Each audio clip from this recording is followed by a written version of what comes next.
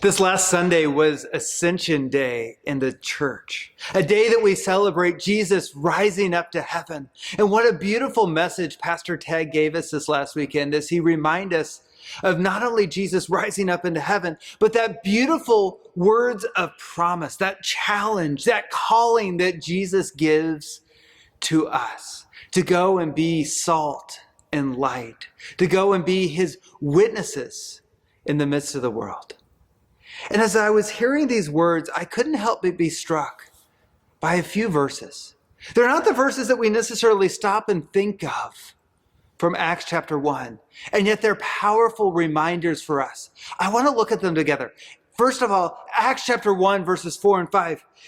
Here's what Luke writes. And while staying with them, he, that's Jesus, ordered them not to depart from Jerusalem, but to wait for the promise of the Father, which he said, you heard from me. For John baptized with water, but you will be baptized with the Holy Spirit not many days from now. What is Jesus telling the people? Disciples, I want you to wait. I don't want you to go out and get busy for Jesus. I don't want you to go out and get started. I don't want you to just plow headlong into this, but I want you to wait. But did you notice what he said to wait for? Wait for the one that the Father promised. Wait for the Holy Spirit. He says, guys, before you go anywhere, before you do anything, wait. Wait for the Holy Spirit. And I think he gives us a clue why in verse 8. Skipping down, Jesus talking to his disciples, he says, but you will receive power when the Holy Spirit has come upon you. And you will be my witnesses in Jerusalem and all of Judea and Samaria and to the ends of the earth. But you will receive power when you receive the Holy Spirit. Friends, think about those words.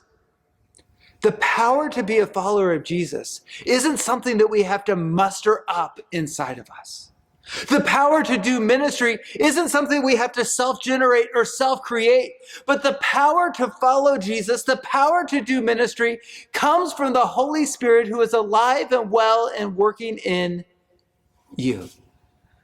And friends, so oftentimes as we think about this idea of discipleship, as we think about this idea of telling other people about Jesus, as we think about doing ministry, we think, man, I have to somehow come up with the power, the strength, the wisdom, the words, everything that's needed to do this. And yet Jesus is telling his disciples an important lesson. Wait. Wait for the power of the Holy Spirit. Because we were never built, we were never wired to do ministry on our own. We were never powered to be disciples of Jesus on our own, but it's through the power of the Holy Spirit. And that word wait is a reminder to you and me. Not to sit back and go, well, I don't have enough Holy Spirit yet. But you and I, who have been baptized, have received the power. We have received the gifting of the Holy Spirit, who's alive and well and working in us. But that word wait is a reminder to you and to me that we don't have to do it on our own.